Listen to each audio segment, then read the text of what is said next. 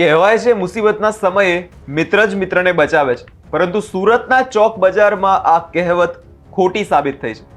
કલ્પના કરો કે જે વ્યક્તિ લોહી લુહાણ હાલતમાં પડેલા મિત્રને બચાવવા એક મિત્ર 108 એમ્બ્યુલન્સને ફોન કરે અને મિત્ર પોતે જ હત્યારો નીકળે. સાંભળવામાં કોઈ મૂવીની ઘટના લાગે, પણ આ ઘટના સુરતમાં બની છે, જેની વિગતે વાત કરશું. નમસ્કાર, હું છું પ્રથમ મોદી, આપ જોઈ રહ્યા છો નિર્ભય ન્યૂઝ. સુરત, જે શહેર પોતાની રફતાર અને સુરક્ષા માટે જાણીતું છે, ત્યાં ગત ઓક્ટોબર મહિનામાં એક એવી ઘટના બની જેને પોલીસને પણ વિચારતા કરી દીધા હતા.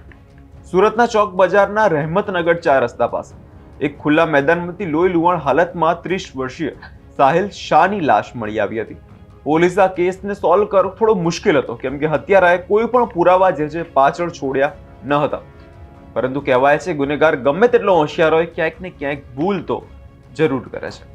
આ કેસમાં પણ એવું જ કંઈક થયું. પોલીસને મળી એક નાનકડી કડીને તપાસે આખો રસ્તો જે છે બદલી કાઢ્યો અને સામે આવ્યો એક ચહેરો જેણે પોતે જ પોલીસ અને એમ્બ્યુલન્સને જાણ કરી હતી. ઘટનાની જો વિગતે વાત કરવામાં આવે તો તારીખ 14 ઓક્ટોબર 2025 રહેમતનગરના મેદાનમાં સવારના સમયે લોકોની નજર એક યુવાન પર પડી, જે લોહી લુહાણ હાલતમાં જમીન ઉપર પડ્યો હતો. 30 વર્ષીય સાહિલ રફીક શાહના માથા અને શરીરના ભાગમાં ગંભીર ઈજાઓ હતી. ઘટનાની જાણ થતાં જ ચોક બજાર પોલીસનો કાફલો જે છે તે ઘટના સ્થળે પહોંચી આવ્યો. પોસ્ટમોર્ટમ રિપોર્ટમાં એક ચોંકાવનારો ખુલાસો જે થયો કે સાહિલનું મોત કોઈ અકસ્માતથી નહીં, પણ લાકડાના હથિયારના પ્રહાર વડે થયું છે.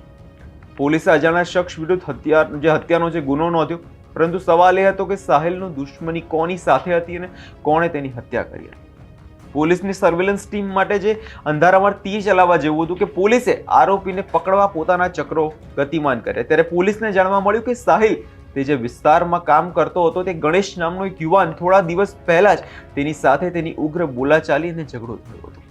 બસ આ જ એક કડીએ પોલીસ માટે આખો કેસ સોલ્વ કરી નાખ્યો. પોલીસે બેડ રોડ પર રહેતા 20 વર્ષીય ગણેશ ચંદ્રશેખરની અટકાયત કરી. શરૂઆતમાં તો ગણેશે પોલીસને ગુમરાહ કરવાનો પ્રયાસ કર્યો, પણ જ્યારે તેને કડકાઈ રીતે પૂછવામાં આવી ત્યારે તેણે કબૂલાત કરી અને તેને સાંભળી પોલીસે પણ સ્તબ્ધ થઈ ગયા.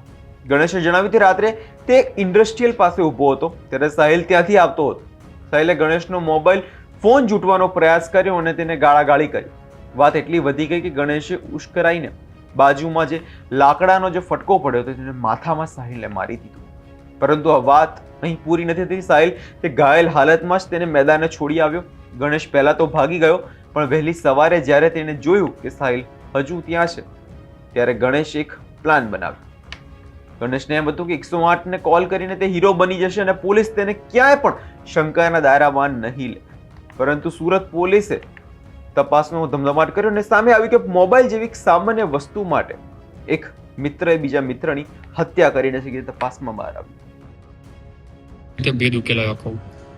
એની અંદર હકીકત એવી છે કે રહેમતનગર 3 રસ્તા પાસે એક ગ્રાઉન્ડની અંદર એક બોડી મળેલી હતી.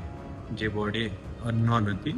એના એક 108ની અંદર જાણ કરવામાં આવેલી ગણેશ નામના આ વ્યક્તિ દ્વારા કે આવી રીતે એક બિનવારસી લાશ ખુલ્લા મેદાનની અંદર પડેલી છે. એ બેઝ ઉપર 108 આવી અને અકસ્માત મોતનો ગુનો દાખલ કરવામાં આવેલો. શરીર ઉપર ઈજાના નિશાન હતા, ખુલ્લું ગ્રાઉન્ડ હતું, પથ્થર ને એવું બધું હતું. એ રીતે જોઈએ પછી બીજો અકસ્માત નોંધ પછી એની અંદર છે ડૉક્ટરને પ્રશ્નોત્તરી ડૉક્ટરને મળીને પૂછવામાં ખરેખર આ ઈજા કેવી રીતે થઈ શકે, શું કેવી રીતે થઈ શકે. ડૉક્ટરનું કહેવાનું એવું આવ્યું કે આની અંદર બોથડ પદાર્થથી ઈજા કરેલી હોય છે. તો આની અંદર પછી એની અંદર ગુનો દાખલ કરવામાં આવ્યો.